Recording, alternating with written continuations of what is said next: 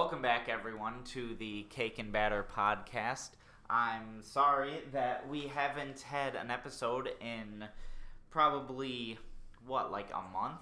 Yeah, but we've been very busy working on our first possible feature film. Yeah, it originally started out as a short film, but we ended up getting a lot more coverage than we thought we did. So there's a possibility that due to the length of some of our takes, we might actually end up making a full-length feature film. I don't know if anyone's ever had that problem before, but if you have, we relate. So yeah, sorry it's been about a month. We've just been crazy busy with working on our new short film. We'll probably actually do a podcast on specifically just that, talking about that at a later date. But today we are here for one of the best movies we have ever seen. Oh yes, I'm surprised that nobody's heard of this movie. It's truly a sleeper classic. It really gets your jimmies rustled. It really gets your Talking about jimmies rustled. It certainly got my jimmies rustled. Oh yeah, it really gets your blood pumping. It really gets your emotional gears turning. You know, it's the only swiped on Netflix. So this movie was really something else. I had heard. I don't know how to explain it other than something else. Yeah, so I had heard about the movie previously before we had watched it. I read a little bit about it online, and I didn't expect to actually sit through the entire movie. Unfortunately, you forced me to. Well, so. Yeah. So, a quick plot synopsis for what Swiped is. Swiped is a movie about this boy. I don't even remember his name. I don't remember any of the characters' name. I think they said his name about 1,000 times in the first scene, and then they never said it again. I'm gonna look up the cast real quick. So we have to. We can't remember anymore. Oh yeah. For those who have been with us for a while, Jake and I usually talk over FaceTime and record separate audio tracks, but now we're actually together. Yeah, so we can talk over each other and we can scream over each other as much as we want now. And I don't have to edit it. And here we go. So here is everybody. We've got Noah Centineo, who plays Lance Black. Kendall Ryan Sanders, who plays the main character, James. That was it. James. They say James this, James that. Like, shut up. They say his name 1,000 times in the first scene, then they never do it again. Yeah, so we're really only going to be talking about James and Lance, and maybe, Wesley. What was the name of that blonde girl? Hannah. Hannah. Yeah, Hannah. Oh my God. Hannah was... Ooh. I can't wait to talk about Hannah. She had so many issues writing-wise with her. Yeah, it was really strange. But anyways, so now that we have the cast up, we can really get into the meat and potatoes of this film. I don't think they deserve to have meat and potatoes. Well, maybe they deserve to eat asparagus. Yeah, that's what I was gonna say. So, Swiped follows college freshman James Singer, who is very into doing tech things. He's a programmer, basically. Yeah, he's always on his phone. He's always watching his little tech shows. And his mom hates it. And his sister calls him a nerd and a goober, and they make fun of him until they get to the dorm. And they leave him there, and they're telling him, college is for meeting girls and doing the nasty and partying and stuff like that. You can't always be on your phone. It's amazing the kind of message that this movie tries to get out, but instead does the exact opposite. Well, the movie's message does tries to force a total U-turn at the end of the movie, too. Yeah, in the last 5 minutes. Yeah. So anyways, James basically gets bullied by his roommate, Lance, into making this app called Jungle, which is basically just Tinder without the connection. Yeah, so basically you can't correct me if I'm wrong, but I remember you can't have your name and you can't ask any questions about the person that you match with when you both swipe. And when you meet each other, you can't ask anything either. Yeah, so basically Jungle's it's basically just all sex. Well, yeah, it's like your own booty buffet. That's a good way of putting it. The booty buffet. The only stipulation, though, is that if the guy likes the girl enough, he can always just press a button, which will then let them come back a second time to start an actual relationship. And they only mention it like once or twice, and it's never utilized in the entire movie at all. No, it's not, because of the way that they want to appeal to such a young crowd, which is amazing because the way the story works out, it should not be going towards a young crowd at all. No, this is a very like adult-oriented film aimed at like teenagers and like it's 20 somethings. It's very mature thematically, and then they aim it towards like 12-year-olds. Yeah, it's disgusting. So, and another character that kind of pops up in the movie is James's ex, Hannah. Now, Hannah is not like the other girls, and you find that out because the big rule of film is show not tell. Oh, but the way that they show it is they have Hannah read a book in every scene that she's in. She always has a book. It doesn't matter where she is or what she's doing. She always has a book. She's always got her nose in a book. She's not like the other girls. She doesn't like to party, and she likes to read. In fact, there's a scene when it takes place in the library, and she's got all the books, right? Yeah. So I pointed this out to Jake when I was watching. No other table in the library scene has books, except for Hannah, who, and I quote, "The books are stacked so freaking high you can't see her face." You can see her face, but it's like they like stacked them in like a concave way. In like a valley, almost. So like her head is like the books. It's insane because she almost robs the library of all the books, and no one else is that. You can see everyone else trying to do their homework, but there's no books around. I don't get it. And they don't even acknowledge the fact that she's there. They just kind of have her sitting in the background of the scene.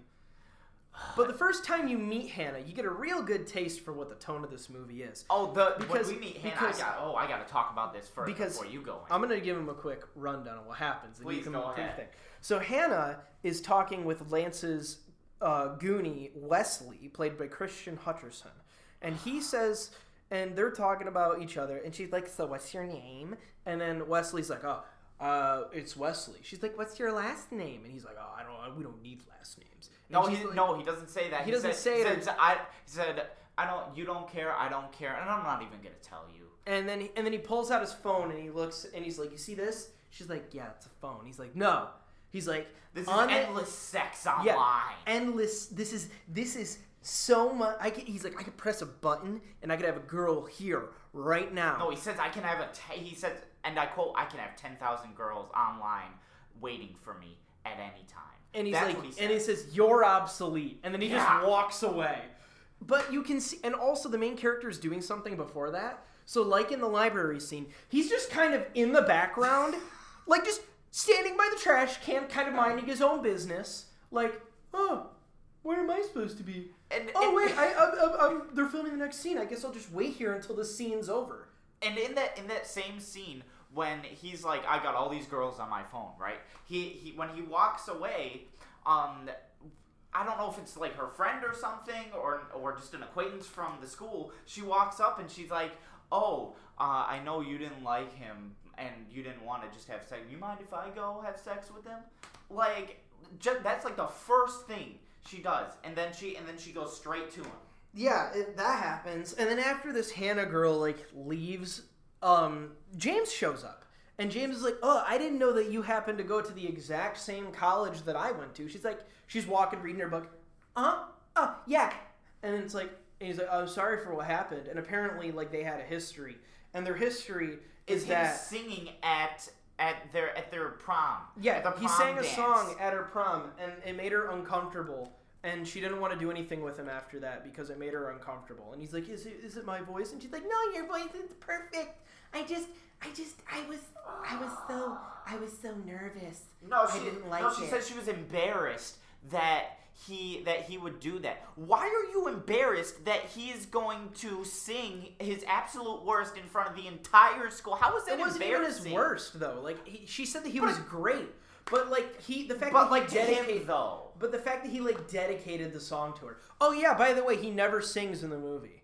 Yeah, at all. You'd think that they brought it, you're they teach you in like writing 101. You learn this in like second grade. If something is specifically brought up in the beginning of a film or a book, it should always loop back in the end. Yeah, so like the analogy that the analogy is if they show a gun under the table, that gun has to go off by Act 3. Yep.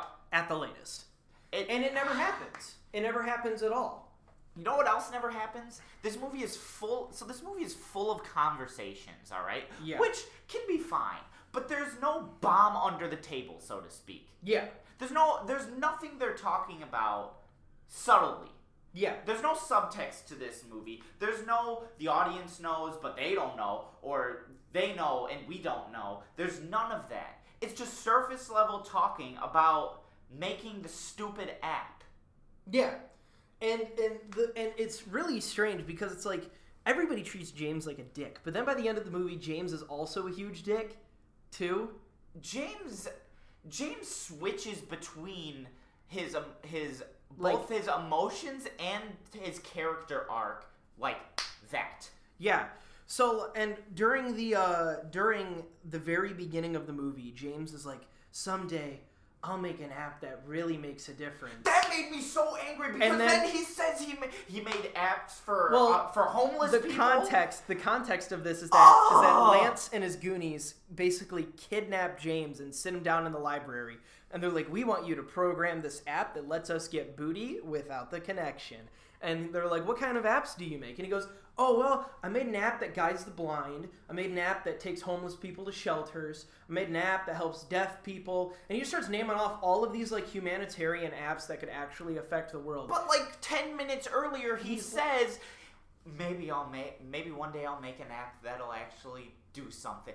You already did that, you moron! And now your booty call app is your legacy?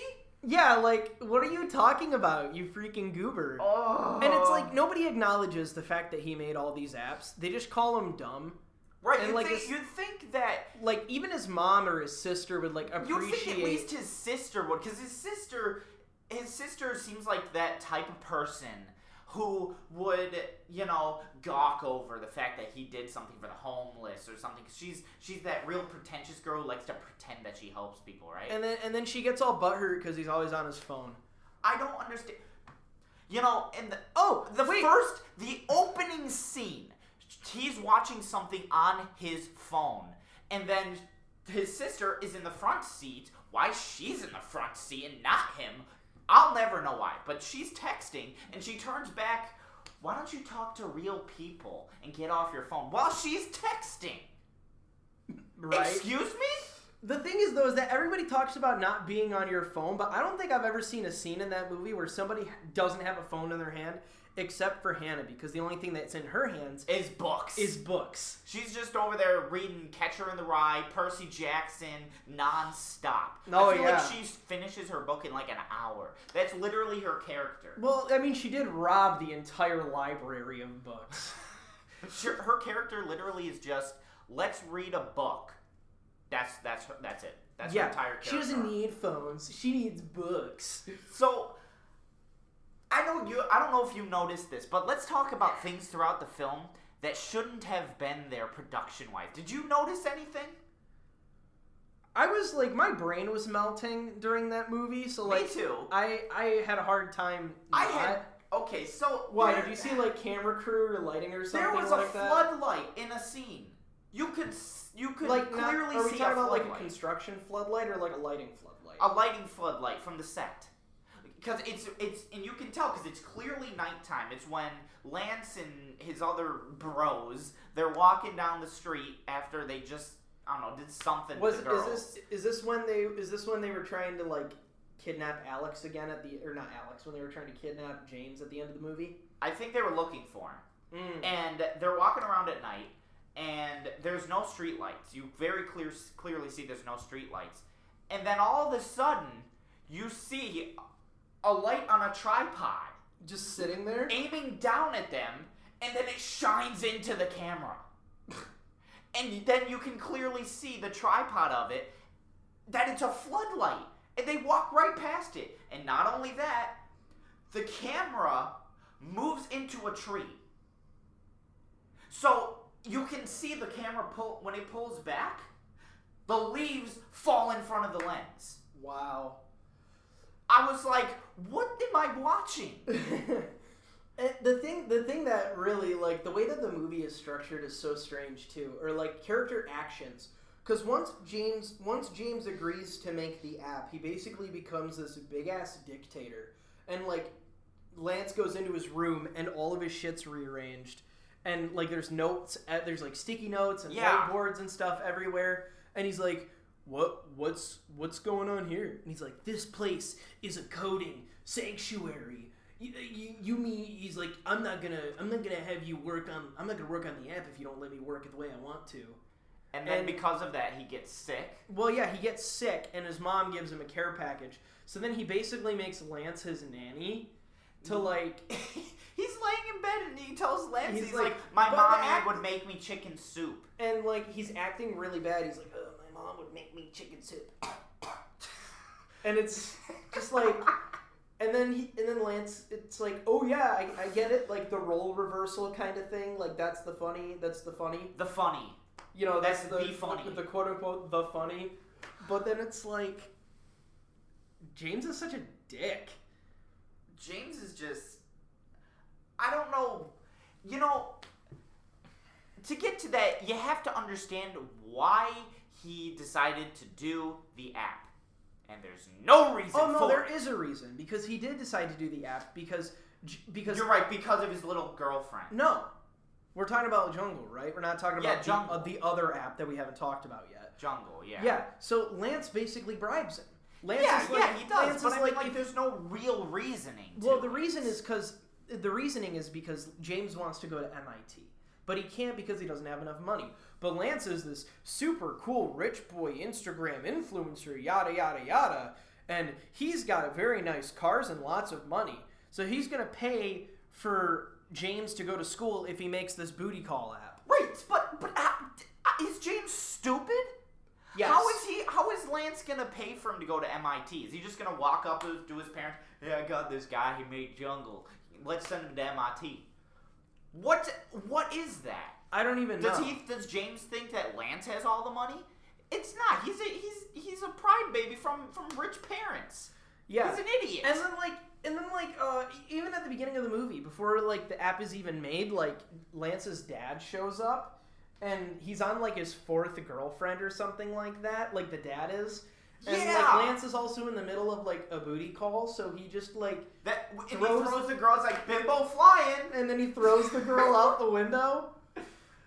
And they make it seem like they're like 10 stories high. Yeah, but they're on the ground floor. They are on the ground floor. And they film it so weirdly. But even if they were on the 10th floor, he threw her out the window. He threw her out the window. Even if they were on, she would have died. I like how she falls like 2 inches. She's like, ah! Yeah, right. And then like after she screams, like 5-10 seconds later, you hear. Like what? And then like the dad comes in and he's like, "Oh, son, you're getting that booty, aren't you, son?" And he's like, "Yeah, Dad, I'm getting the booty." And he's like, "Yeah, that's my boy. My boy, he's a player just like me, isn't that right, Chafleska?" And she's like, "Yeah, it's correct. Do you want me to pick up your luggage, son?" And he's like, "Sure, Chafleska. I would like you to pick up my luggage." And it's not even. It's like I got like a mail order bride. Speaking of terrible parents in this movie. Oh, James's parents? James's mom, who for some reason is the wrong only with her character. I don't know, but she's the only actress that I recognize mostly because her name is Leah Allen Baker. She's been in SNL. She's been in a couple of movies. I've recognized. She's her also before. the mom from the Disney Channel sitcom Good Luck Charlie. Yeah, she is. You're right. She's been in more stuff than everyone else. In that movie, but she's probably like the most known. Yeah. Well, she's also did a decent job acting too. Probably better than I guess with what she was given. Yeah. But I gotta say, so in this movie, it's You know that meme where it's like men only want one thing and it's disgusting. Yeah. And then it's like just like something stupid. Yeah. And it's like a video game character or something. Yeah. But of course it derived from men only want one thing. It's disgusting and it's sex, right? Mm-hmm. That's how all the girls act in this movie, except for Hannah, including the mother of James. So James' mother is just like.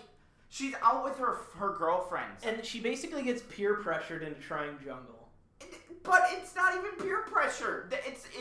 The scene tries to make it look like it's peer pressure, but then she's just like, yeah, I'll try it. Yeah, and James's whole shtick is that he doesn't want his name attached to jungle. And the only reason another reason why they made it is because Lance lied to the teacher, who for some reason in the first class canceled it like 5 minutes in because nobody read the syllabus. Right, like, okay, I don't understand that.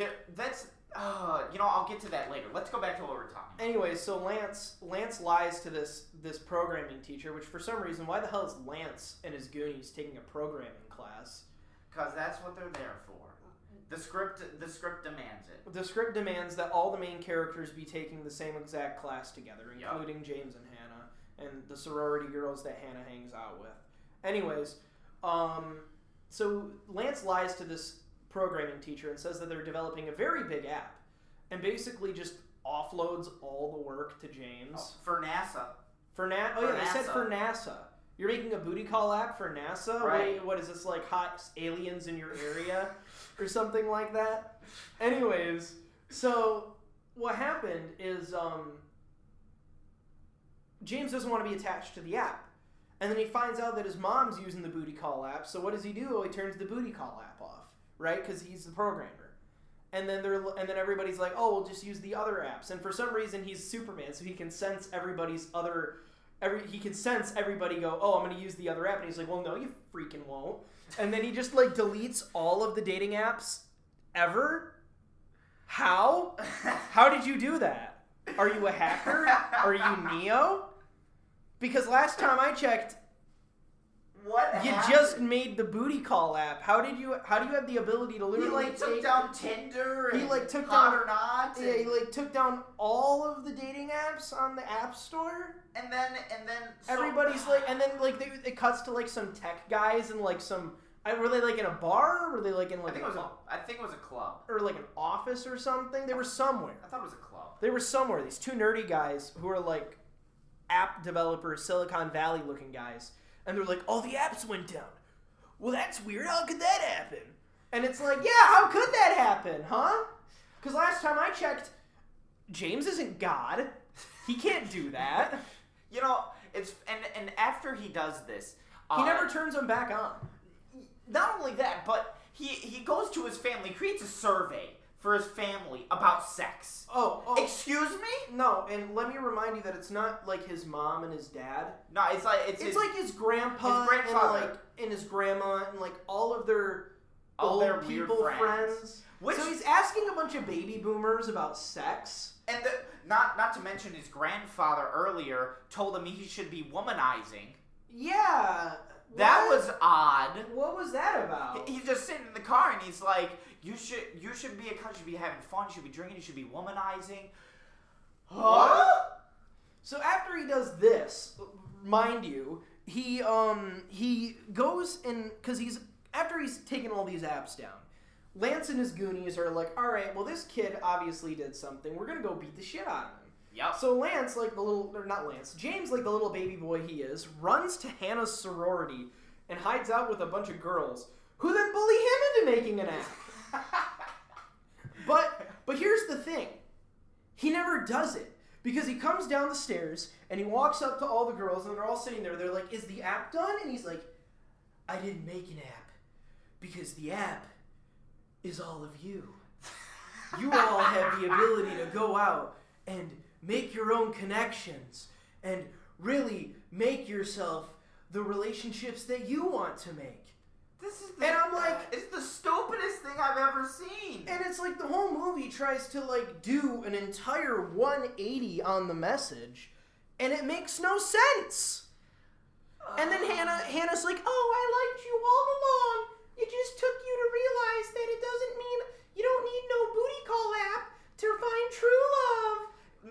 they kiss. No, before they kiss. What is it? He says something like, Hannah, I'll never sing for you again. And then the blonde chick, the bimbo flying chick, she's like, well, if you don't kiss him, I will. And then she pushes him in. Like, what? Why? What happened? I don't and it's like, the thing is though, is like, who do you think would write a movie like this? Because you think like some guy that is Lance, that acts exactly like Lance would write this movie. It feels like a high schooler wrote this movie. Yeah, like it just feels like some like horny high school junior wrote this movie. And then his mom got a hold of the script, right? And then said, "You need a message here." Yeah, and then they edited the end of the script. Edited the end and they made a message to it.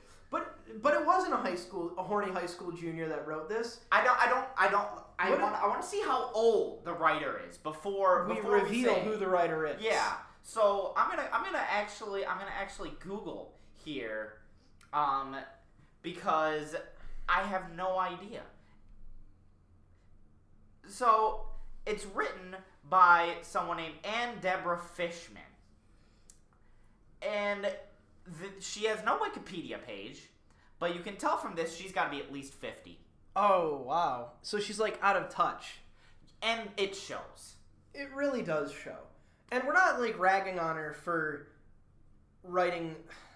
We're not really ragging on her. We're more or less just astounded that she wrote this. Yeah, because it's not like it's normal for older people.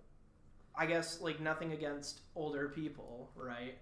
We're not here to make fun of when they're not making swipe. Nothing against them. Yeah, right. But it's like the movie is so bad. It's so out of touch. It's so out of touch, and it's so... You wouldn't think a 50-year-old woman would write a movie about banging. Yeah. You wouldn't think that would be the theme. Well, I feel like the movie... Like, for me, it felt like the movie was written by a board of executives. I don't even know if I would go that professional with this movie. I'm not saying like professional. I'm just saying like a bunch of like old dudes just sat down in like not a courtroom. They sat down in like a business office and were like, "We need to make a movie about children, men." Like it's like imagine like a bunch of Agent Smiths just sitting at a table and they're all like, "All right, what should we write this movie about?" And then they kind of like pool an idea together. I feel like it was a bunch of. And, I normally don't say this kind of thing, but I feel like it was 12 50-year-old men sitting in a room with suits on going, "Okay, boys, we need something for the online streaming service, and we need to make it about kids, because kids love movies about other kids. And what do kids like? Kids they like dating. Kids like dating. That's a good idea, Johnson. Now, how do we expand upon that? Okay, we have dating. Okay, what else do kids like? What's that? Oh, I've got it. Kids are always on their phones. You're right. They're always on their phones. Okay, and what? Let's mix them together. Kids are always on their phones because they're always trying to date kids on their phones. Okay, I like it. But now we need a twist. We need some kind of twist. The twist is that the kids learn that it was always them who could have learned to date. We can make it about how phones are bad. We can make it about how phones are bad. We can make it about how sex is bad. And love is good. And making that will make sure every teenager will understand. Let's make it relatable. Let's have relatable characters. What do kids don't do? What do kids not do? They don't read books. Kids don't read books. Let's have a girl who reads only books. Let's have her rob a library. You're right. Okay, now, what kind of character do we need to make sure he is always at odds with the main character? We'll make him a nerd. We'll make the other kid a jock. You're right. But he needs some. Oh God, he needs something else. He needs something else. Like I don't know. Maybe a couple friends who are stupid. That could be funny. We could make them always want booty. Oh my God, that's funny. That's hilarious. Yes. We'll make it about how everybody wants sex. Because that's what college kids are into today, right? That's the culture that they live in. That's exactly what kids do. Sex sells, right? Sex sells. So we have to make it tasteful. It's children. You're right. Okay. So let's have the mom date kids. Oh my God, you're right. Okay, that's perfect. Okay, now we need a name. We need a name. What do they do on online dating services? They like rub their fingers against the screen. Okay, what is that? What is that called? I need a dictionary. I need a dictionary. Let me get the thesaurus. Oh yes. They swipe. Swiped. It's called Swiped. Oh, perfect. That is the name of the movie. Oh, let's make what should the app be called? We should have them make an app. Let's have them make a Tinder.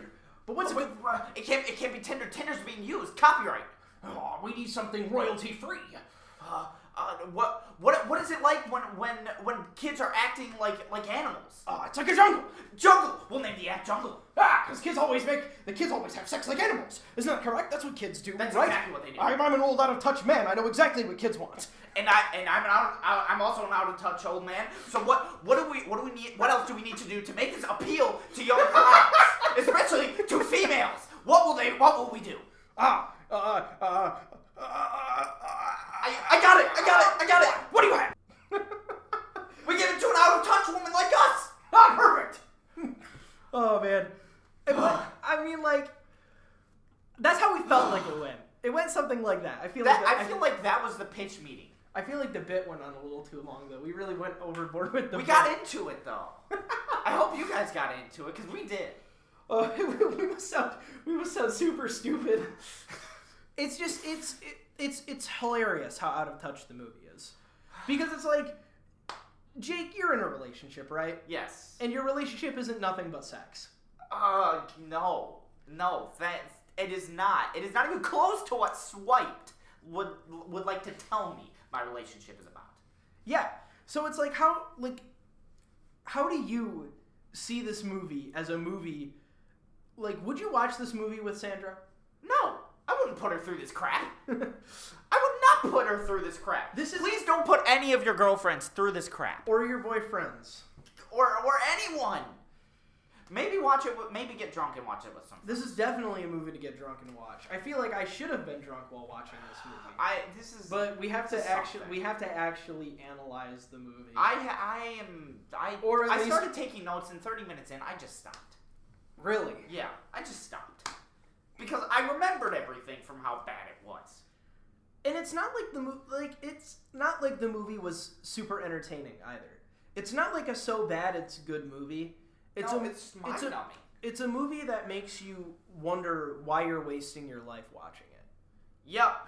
And that's nothing against the people who are acting in the movie, because it's like, actors don't have a choice to. I mean, they have a choice. Well, I mean, if they want to get big, then sure they don't. You can say they don't have a choice. Well, yeah, but it's like the mom had a choice. Yeah, but it's like they have to decide. They can't choose.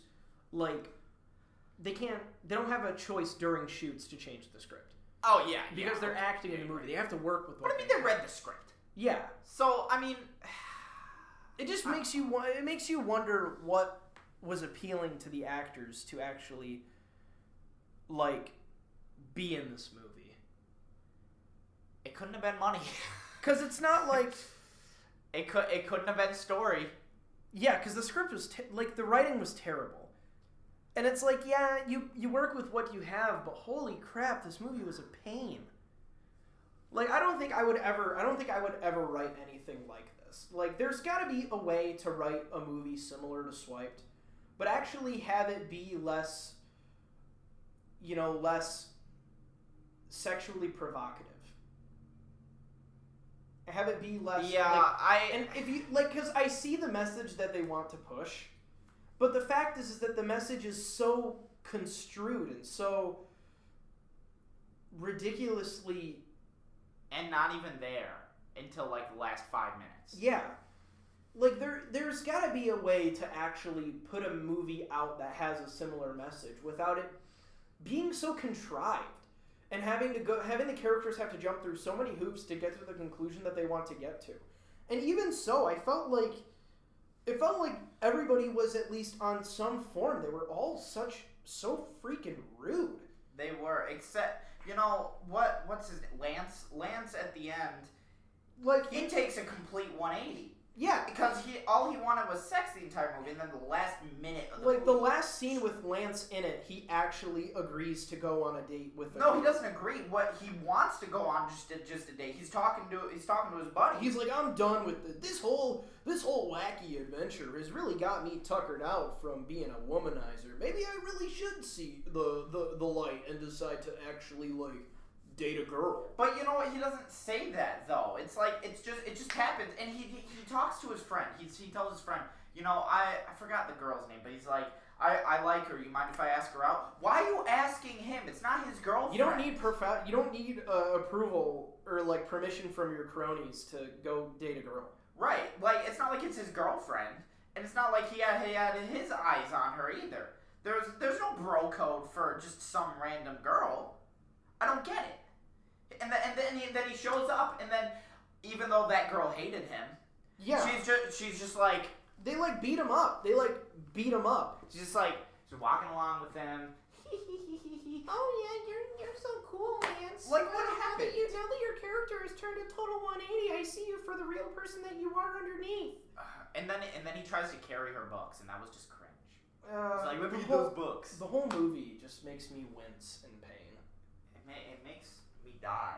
It makes me want to. This wasn't even like an analysis of the film. This was just us being really angry about it. I think that's all we could have done with this movie. I think we've covered everything about it, though. Yeah, pretty much. There's really not much else. We even went into a pitch meeting about it. Yeah, there's really not much else we can talk. If you really want to go out of your way and really waste, the movie was an hour and it was 110 minutes.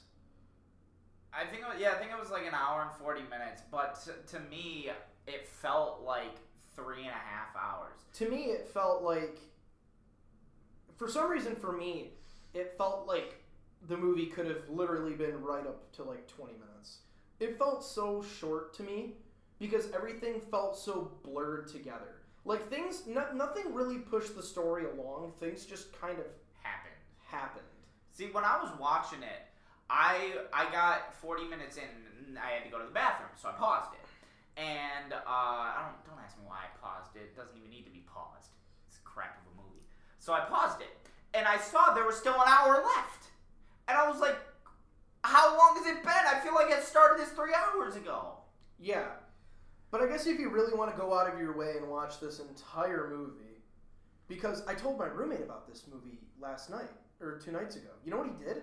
He watched it? He watched it with his girlfriend. Did they like it? They hated it. Yeah.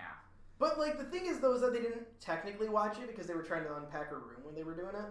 Okay, so they put it on in the background? They put it on in the background, but he still hated it. He said he thought it was terrible. It felt like a high-budget YouTube video. Oh my god! Yes, that's exactly how you'd explain it. It felt like a high-budget YouTube video. It felt like something that a YouTuber would make. Yeah. Somebody like Lele Pons or I don't even know who that is. Hannah Stocking. They're both Instagram influencer types. I'm not too big on YouTubers. I only follow who I want. But if you really do want to go out of your way and watch the movie, get drunk, get inebriated in some way, shape, or form, or at least have some sort of comfort food with you to numb you into a coma. Or bring a friend. This is definitely a movie that you can't watch. If you're gonna watch it sober, bring a friend. Yeah. We're not, so we don't condone underage drinking. So get a friend. Get a friend. If you can't drink, get a friend, get some snacks, sit down and watch the movie. I highly suggest just some popcorn and some M&Ms and some chocolate and Huel and then you just make fun of this movie as it's going on. Yeah. I give it 0.5 out of 10. I'm also gonna give it a 0.5 out of 10. The reason I give it a 0.5 and not a 0 is because at least the mom tried to act her part. Yes, exactly.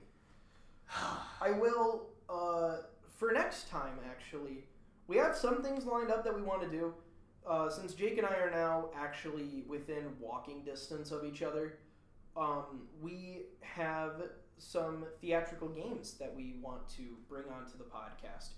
Jake and I both have copies of Detroit Become Human and the Dark Pictures anthology, Man of Medan. Now, those are two games that are kind kind of like theatrical movie type games, and if you can't play them, you have to have a PlayStation to play Detroit Become Human. But if you can play Man of Medan on any console that's available, Man of Medan is $30. I don't think it's on Switch. It's not on Switch, but it's on PlayStation. It's on Xbox. I think it's on PC. It's on Steam.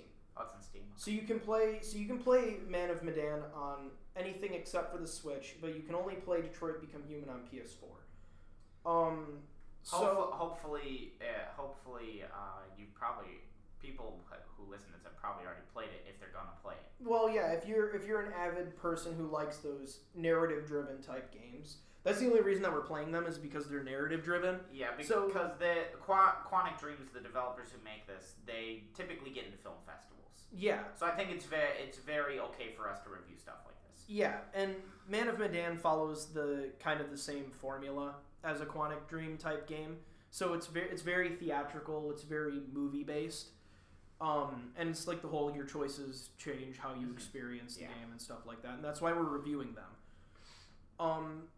But if you can't play either of those games, and you want to hear our thoughts on the game, and still have already experienced it, I guess this is the only time that we would recommend you to go onto YouTube and watch like a Let's Play, or like or maybe just like one of those things like all cutscenes together or something. Yeah, like something like that. Or so if you just want to hear us talk about it, you can just listen. Probably talk trash. Listen, and we won't ask you to watch the movie because we know that it's not readily available, or play the games because we know it's not readily available to everybody.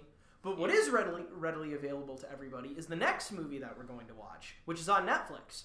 It is a horror film called Deadly Detention. And the synopsis of the film is a couple kids go to a Saturday school, but then are stalked by an unseen force. Whoa. It looks like a very low-budget movie, and we've been kind of having fun with watching bad films. Yeah. So we're going to try to make it up to you guys with the next couple podcasts, since we've been working on a movie before then. But I guess until next time, I'm Jake. I'm Cole. And this has been the Cake and Batter podcast for Swipe. Thank you so much for tuning in. We'll see you next time. Have a good one.